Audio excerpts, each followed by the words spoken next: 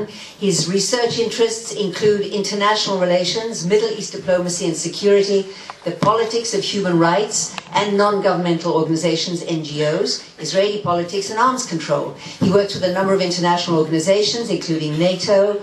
He participates in Track 2 workshops and the Interparliamentary Coalition for Combating Anti-Semitism, and is the founder of the program on conflict management and negotiation at Bar-Ilan University. He is, of course, a well-known columnist and commentator in Israeli, British, and American media. And a frequent guest. And a frequent guest on IBA News.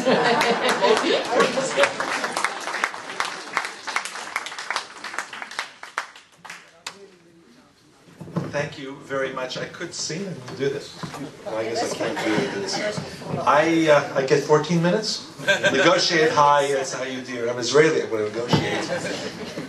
I could use all my 7 minutes to thank and compliment the organizers, students who did, I agree with everything that was said, an amazing job in a very difficult environment. I was in South Africa at Limud about 2 years ago, and I could, for many reasons, couldn't have done what they did. But particularly, it's the most difficult environment that I've ever been in. Maurice Ostroff, I think I wouldn't be here if it wasn't for Maurice asking me to come. From Jerusalem, after a day of teaching, to come out to Herzliya, it's almost like going Chutz La'aretz. But if there's somebody that has learned how to fight this political war, and that's what this is, ladies and gentlemen. This is political warfare. And Maurice has always shown the ability to...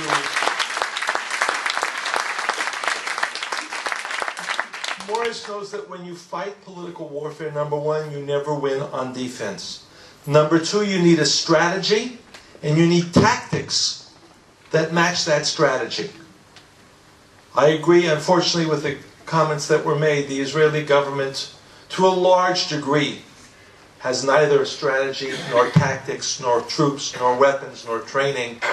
It's very frustrating to have meetings after meetings and be told, well, yes, maybe, and yes, we'll have some budget, and then we don't have budget at the last minute and all sorts of other things.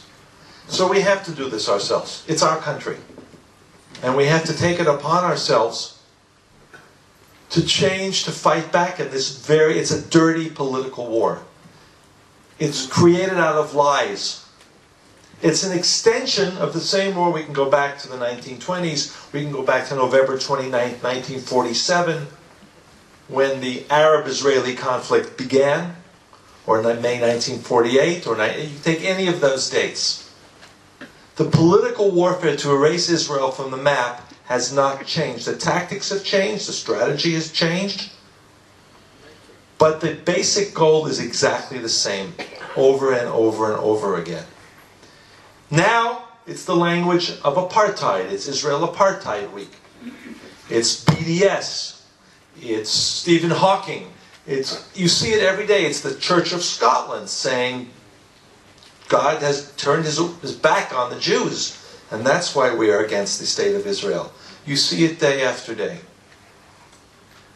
When I went into this business, when I started to move from the work that I was doing to specifically focusing on this political war, the day that it started, well, it was actually 3 months earlier, it was the preparatory conference for the Durban NGO forum that took place in early September 2001. I don't know if any of you were there in Durban, South Africa at the time. But if you were there, you certainly know that that was a full-fledged declaration of war. It was actually the text, the framework was created in Tehran at what was called the Preparatory Conference of the United Nations Commission on Human Rights. We can thank the former President of Ireland, Mary Robinson, for having presided over that. Not even, the word circus doesn't even apply to that. In Tehran, there was a meeting of the United Nations Human Rights Mechanism to create the framework for running this political war against Israel using the language of human rights.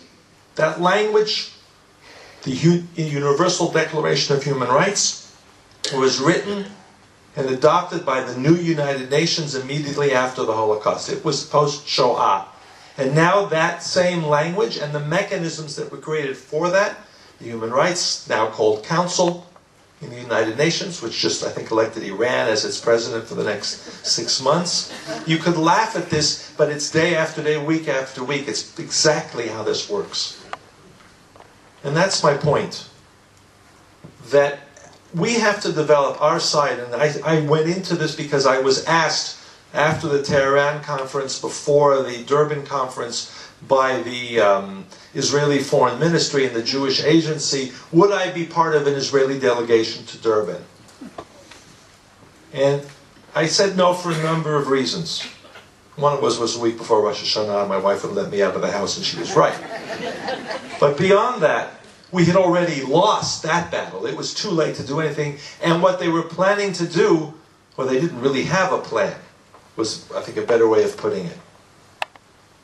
What I saw through that process, watching it carefully, from Durban to Stephen Hawking with Goldstone in between, and other major battles which we were very poorly prepared for, was that in this political war, you have to be able to do that strategy, find out where the fire is coming from, and come up with an appropriate response. And nobody was dealing with what I saw. We have wonderful people dealing with the media. We have wonderful people dealing with students and providing the framework so that students could go and fight that war. Nobody was dealing with the human rights community, the network, the non-governmental organizations that ran Durban. Human Rights Watch and Amnesty International. There were 1,500 organizations. Somebody paid the tickets for most of them. Some were South African.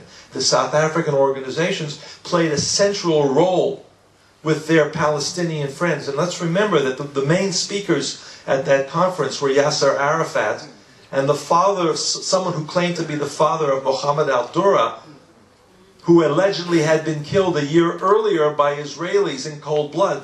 That what we call Pallywood was the beginning of that war. Those were the speakers, and 1,500 organizations sent delegates, 5,000 people were in that stadium in Durban to declare war against Israel. And if you look at the text, the number of times the word apartheid, genocide, ethnic cleansing appears with respect to Israel exceeds 10, and nothing else in that resolution and that declaration had any substance whatsoever. This was a declaration of war against Israel run through the human rights facade, the network. I disagree with, I think it was David who said that some of these organizations are poor. I think it's an important point to make. These organizations are wealthy. The organizations that lead us, yes, there are other ones that are scraped together small funds. But Amnesty International, last time I checked, had an annual budget of 200 million pounds, British pounds. That's real money. It's not shekels, it's dollars, it's real money, pounds. Anybody here have a European passport? I specifically want to ask your assistance when I'm finished in a couple of minutes. Leah will pull me off the stage when I run out of time. The European Union and its constituent members provide somewhere between 70 and 100 million euros for this war. You cannot turn around, you cannot open a newspaper, Jerusalem Post or Haaretz or The Guardian or The Economist or just about anything else, or turn on the BBC without seeing evidence of this NGO war. The Church of Scotland did what it did, or now is rescinded, or is reconsidering its recommendations because of organizations like Sabeel, the Palestinian Ecumenical Liberation Theology Organization, which is funded primarily to promote and goes from city to city, place to place with a Jewish partner, which is also funded by the European Union using exactly the language of the Durban Declaration of War, apartheid, ethnic cleansing, genocide, all of those things. And as Leah said at the beginning, this is not about a two-state solution. It's not about boundaries or settlements or occupation. This is about November 29, 1947, and nothing else. And this is paid for, if you're a European citizen, by your tax euros. If you're a British subject, by your pound. When I said anybody European citizen, I also meant the UK, by the way. Sometimes it's forgotten. These governments, through all sorts of mechanisms which I don't have time to describe, and don't have my PowerPoint to show you pictures of, there's an organization called Electronic Intifada. I think at every Israel Apartheid Week, event that takes place, certainly in the United States and parts of Europe, electronic intifada is involved. Their money comes from the Dutch government under a humanitarian aid framework through a church organization. They get 120 million euros a year. That big, it's called ICO, that big church framework, and they have a Palestinian desk. And the woman who gives them that money also writes for electronic intifada. And so it goes over and over and over again. Now, I don't want to leave everybody depressed. You guys are very depressing, I have to say. But there was, as some of you pointed out, even Trevor, I think, Trevor talked about what he was able to get the BBC to do. There is not a European ambassador in Israel who's unaware of the work that NGO Monitor does, and I'm not just tooting my own horn. It's the same thing is true for each of these. For honest reporting, there's not a journalist who doesn't know about honest reporting. Each one of these organizations has a function. We are self-defined, self-created outsourcers of this war. The ambassadors know about us. Some of them run the other way. Some of us quietly give us information. The foreign ministries in Europe know about us. I get reports back of somebody saying, I tried to provide some information. I mentioned NGO Monitor, and the minister immediately had to leave. We get this information. Human Rights Watch has a committee, as a small group that meets every time that NGO Monitor does a report on their activities. My point is, we can fight these battles, we can win them. Europe provides about 10% less money this year than it did last year, partly because they have less, partly because of embarrassment. Every month or so we find about another 200,000 euros that were cut from this organization or that organization. We lost a battle, a small battle, we didn't get to the battlefield, in the European Court of Justice, but now we asked for the documents on this funding for these organizations that lead these wars against Israel. And we were told these are top secret because releasing them would be a danger to public security. We now have about 10 members of the European Parliament who've said to the European Commissioner in sessions of Parliament, we do not understand your policy on this, would you please explain it? And you can, at each of the responses, see the mumbling of the European Commissioners. They don't want to have this raised in Parliament. They don't want these dirty little secrets to come out. The main weapon that we have, all of us, is naming and shaming. We're still a small country, surrounded by enemies. I'm not as pessimistic as Trevor about Israel's ability to withstand a more grave situation, even if the United States not producing the vetoes and not supporting Israel. But we are still very much isolated. The main reason that we have these difficulties is because there are, 7 million, 8 million of us, and there are how many millions of Arabs and Muslims in Europe pounding away at this propaganda. And all of these organizations that I talked about and the media, it is very easily understood from power-based strategic elements using moral camouflage and facade to promote those kinds of interests. But there's an embarrassment factor. There is naming and shaming when the contradictions are brought out. The European Union, the Dutch foreign minister, doesn't like it when it turns out that they're funding electronic intifada for humanitarian aid and it's done in secret. So I think that the positive message is that it took us 10 years from Durban to even get into the ballgame.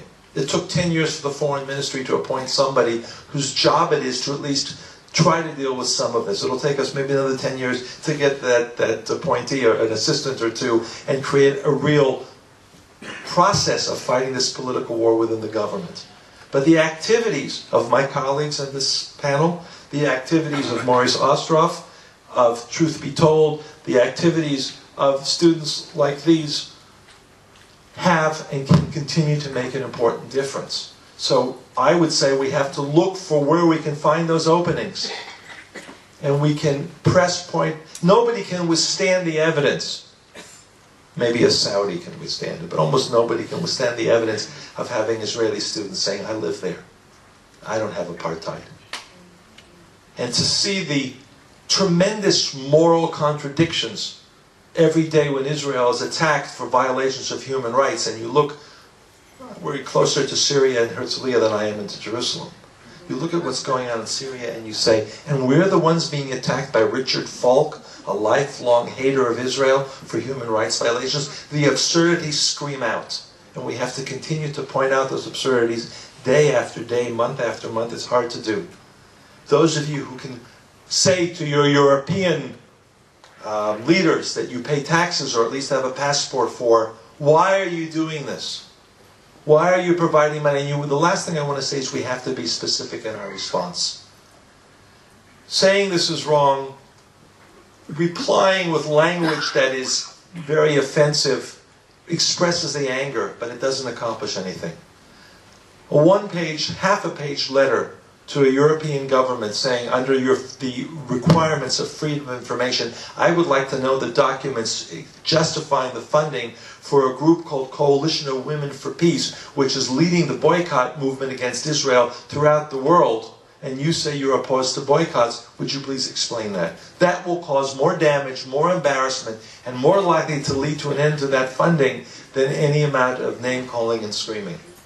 What turned Richard Goldstone around was the day-to-day pressure of realizing that everything in his 500-page report was a lie. It did not help to attack him when he went to his grandson's bar mitzvah on a personal basis. That made him stronger. That certainly, or his defenders stronger. He's being attacked personally. What broke down the wall was to show on a day-to-day basis that his legacy will be 500 pages of immorality and lies. And in my conversation with with Judge Goldstone, that was the point that made the difference.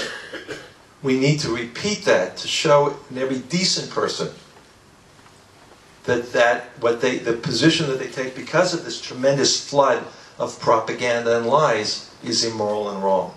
I haven't given up on Stephen Hawking. I don't have a lot of hope that he will say that, but that is exactly the process that we need to take. Thank you.